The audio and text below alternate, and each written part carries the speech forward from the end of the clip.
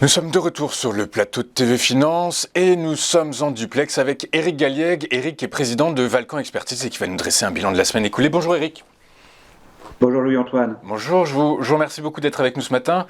Et comme d'habitude, nous allons vous écouter puisque vous allez nous éclairer sur les principaux faits macro et micro de cette semaine et leur impact sur les évolutions de marché. On commence par le bilan de la semaine, Éric. Quel est-il ?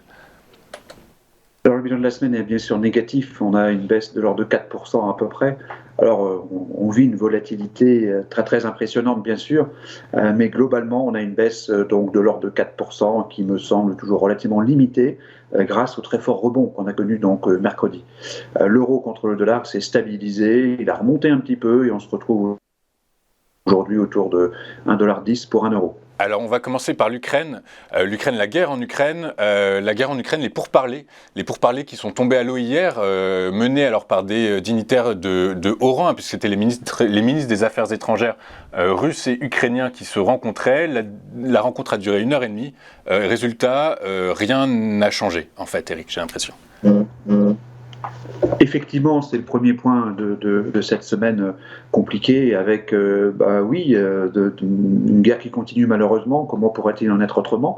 Au vu donc des opérations sur le terrain, on essaye de se parler, mais globalement il ne se passe rien. Et évidemment, quelques rumeurs ont animé le marché concernant un cessez-le-feu, concernant le fait que le président admettrait la neutralité, etc., etc. Et en fait, aujourd'hui, malheureusement, pas de cessez-le-feu et très probablement un enlisement progressif de cette guerre qui ne va pas durer quelques jours, mais qui va durer des semaines, peut-être des mois, avec le sentiment que bien sûr l'armée russe devrait l'emporter, mais dans un délai qui peut être relativement long. Et bien sûr, c'est tout le problème, naturellement, de cette crise en Ukraine. Ok, merci Eric. On enchaîne donc maintenant effectivement bien avec la BCE. La BCE donc hier a précisé qu'elle allait accélérer la normalisation monétaire en zone euro. Ceci étant, en précisant quand même que si le risque de stagflation était réellement important, eh bien elle s'autorisait la possibilité de remettre en route son PEPP, voire son APP. Alors oui, la BCE a donc finalement accéléré sa normalisation. Je pense que c'est la mauvaise nouvelle de la semaine. Toutes choses égales par ailleurs, c'est bien sûr une mauvaise nouvelle que de voir donc la confirmation, bien sûr, de la fin du PEPP à la fin de ce mois. C'est complètement normal puisque la crise Covid est quand même dans sa phase finale. Et ensuite, l'APP donc qui va être réduit dès le mois de mai et juin, donc 10 milliards de moins chaque mois. C'est une accélération donc, de la normalisation monétaire, c'est bien sûr quelque chose de négatif. Alors, bien sûr, Mme Lagarde nous a rappelé qu'elle était toujours sur le qui-vive et qu'elle était prête à remettre de l'argent, en quelque sorte, si nécessaire, et donc à permettre l'augmentation de la liquidité sur l'ensemble du système. Mais globalement, ce que nous retenons surtout cette semaine, c'est cette mauvaise surprise quand même de l'accélération de la fin du quantitative easing européen, qui est lié bien sûr à l'inflation. On en a parlé aux États-Unis, bien sûr, sur le dernier chiffre qui a été publié hier, mais aussi en Europe. Cette inflation reste extrêmement élevée et la BCE ne pouvait pas faire autrement que de confirmer donc son biais finalement restrictif sur sa politique monétaire. Ok, merci Eric. On enchaîne avec le sommet de Versailles, où se réunissent les 27 dirigeants des pays européens pour notamment parler de l'Ukraine, justement. Absolument. Le sommet de Versailles est plutôt, de mon point de vue, une bonne nouvelle, dans ce sens que ça reprend finalement l'attitude conjointe commune de l'Union européenne face au drame ukrainien, face à l'agression militaire russe en Ukraine. Donc le fait que l'Union européenne ait réagi de façon commune, collective, conjointe avec donc les sanctions, le fait que ce sommet de Versailles envisage donc toujours un front uni européen, ça me semble extrêmement important et ça constitue, de mon point de vue, finalement une nouvelle étape dans la construction européenne. Je crois que c'est très important, c'est positif, c'est pour ça que cette note est plutôt positive, c'est la seule positive de la semaine d'ailleurs, parce que ça montre donc le fait que l'Union européenne existe en tant que telle et qu'au cours de ce sommet de Versailles, dont on va connaître les conclusions donc, ce soir, on devrait, j'espère, avoir de bonnes nouvelles en ce qui concerne donc un plan de résilience au niveau européen et un financement qui serait probablement lié à un impôt nouveau ou en tout cas une levée de fonds sur les marchés. Exactement, Antoine. Et Eric, tout à fait, effectivement, les thèmes, c'est l'indépendance énergétique qu'on va voir tout de suite, mais également le militaire, la défense et une forme d'autosuffisance alimentaire aussi. Comment se départir de notre indépendance. On enchaîne donc avec l'indépendance énergétique en Europe, qui est au menu de ce sommet à Versailles.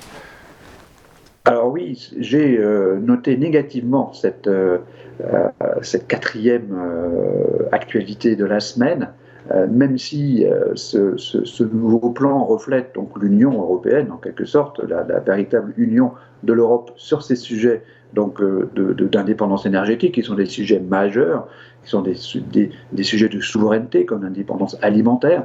Donc tout ceci redonne une dimension politique ou géopolitique à l'Europe, et c'est plutôt bon signe, mais en termes économiques, ça me semble négatif, parce que finalement, l'offre ou l'importation de matières premières russes était la plus économique, la plus efficace. Aujourd'hui, on se retrouve avec